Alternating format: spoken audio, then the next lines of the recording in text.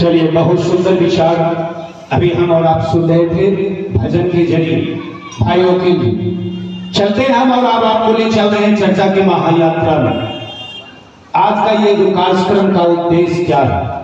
आज जो हम लोग दूर दूर से यहाँ आए हैं इस ढंडारी की सरजमी पर, उस महादेव की बात करने के लिए सच बात बताता हूं, यह कार्यक्रम का उद्देश्य है कि वो शिव जो घर घर के बाबा है, सही बात कर रहा हूं कि प्रत्येक घरों में वो बाबा के रूप में पूजनीय है। आज से नहीं बल्कि अनादिकाल से, अनादिकाल से हम और अपने बाबा के रूप में पूजते आ रहे हैं। और कहा जा रहा है कि वही बाबा आपके गुरु होना चाह रहे हैं। बना के देखा जाए, साहब हनन ने उसी बात को कहा कि आम आवाम के लोगों के बीच चलिए कहना है कि वो बाबा, वो शिव जो जगत गुरु हैं। जगत का मतलब ही होता है संसार के एक एक व्यक्ति का मूल अधिकार बनता है कि आप शिव को गुरु बना सकते हैं। वो आपके बाबा जी, वो बाबा आपके गुरु हो सकते हैं। अरे बाबा से हमारा और आपका आज से नहीं बल्कि सदियों से जुड़ाव है। सच कहता हूं, आज से नहीं बल्कि सदियों से बाबा के रूप में। बताइए आप, बाबा से हम चीज आज तक लेते आ रहे हैं, विश्वास भी है कि वो बाबा देता है। इसीलिए शिव को औढ़रदानी, महादानी कहा गया है। शिव को पशुपतिनाथ, महाकाल कहा गया है। शिव की अग्रेश्वर, गुरेश्वर, कापलेश्वर, उमापति, महेश्वर कहा गया है। और एक नाम वो शिव जगत गुरु है। भले इस बात को किसी ने बताया नहीं कि वो शिव जगत का गुरु भी है, लेकिन आज साहब हनन के जरिए इस पैगाम आया, ये संदेश आया कि वो जगत गुरु है। केवल जरूरत है कि उसे शिष्य भाव देने का। चलिए हम और आप चलते हैं, मिलजुल के चलते हैं उस शिव तक जो शिव की इच्छा है कि धरती के दिलों में मेरा राज हो, मेरा वर्चस्व हो। चलिए, बाबा से आज तक हम लोगों ने लेने का काम किया है। जीवन के किसी मोड़ पर जब भी कष्ट आया है, बाबा के शरण में गए हैं, बाबा ने दिया है, या मन विश्वास करता है कि बाबा देता है। चलिए, जब बाबा हर क्षण, हर पल, हर दुख में हमारा आपका मदद करता है, जरा विचार आप कर लीजिए कि वो बाबा केवल महादानी है, वो बाबा केवल दानी है नहीं, वो बाबा ज्ञानी भी है।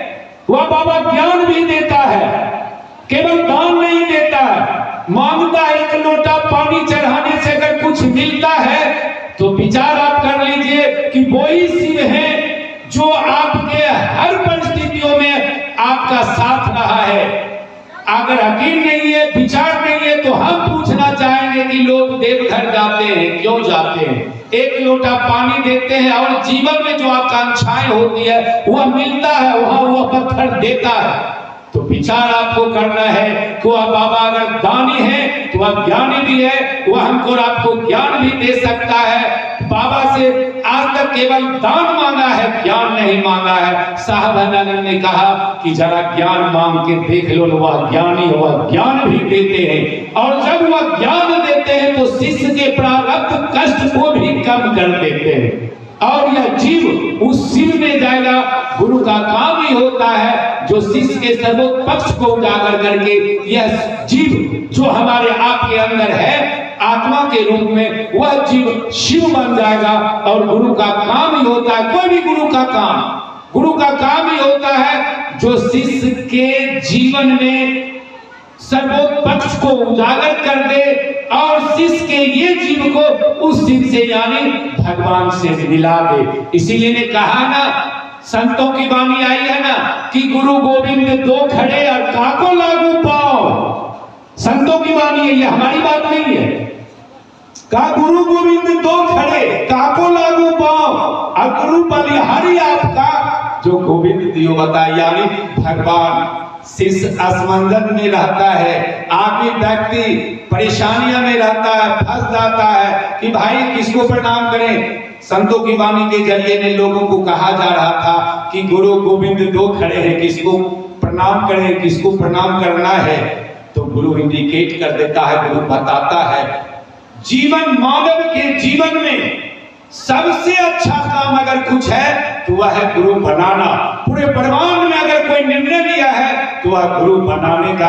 आपने शिव को गुरु माना है, जीवन में इससे सुंदर काम कुछ हो नहीं सकता है। चलिए इस कार्यक्रम के मकसद कि लोगों के दिलों में वो शिव गुरु स्वरूप में उतरे और जन जन के लोगों को वह शिव गुरु सत्ता से अवगत कराना ही हमारा आपका मात्र उद्देश्य है कि एक एक लोग वह शिव गुरु सत्ता से जुड़ जाए, ताकि लोगों के जीवन में कुछ कष्ट कम हो जाए, लोगों की परेशानियां कुछ कम हो जाए। साहब अक्सर कहते थे, अरे मैंने शिव को दान कर रहा हूं कि लोगों की कष्ट कम हो जाए, लोग दुख से निजात पाले।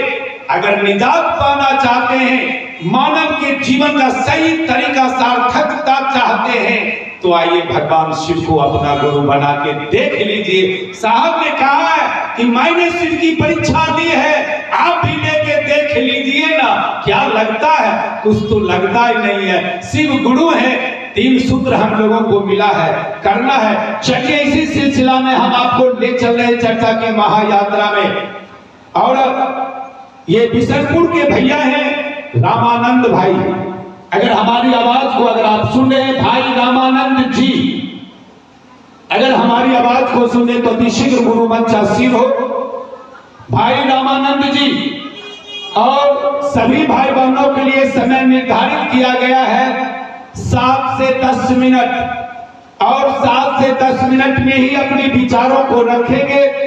कारण है कि दूर दराज के गुरु भाई बहना भी आपके बीच आ रहे हैं और दूर दूर के लोग आ रहे हैं। आज डंडारी की सजने पर यहाँ के भाई बहनों के बीच गुरु की बात सुनने और सुनाने के लिए इसीलिए समय निर्धारित किया गया है 7 से 10 मिनट, और 7 से 10 मिनट के अंतराल ही अपने विचार को रखेंगे भाई रामानंद जी, और बातें करेंगे कि शिव की चर्चा हम क्यों करते हैं और किसके लिए करते हैं, इसी विषय पर बातें करेंगे।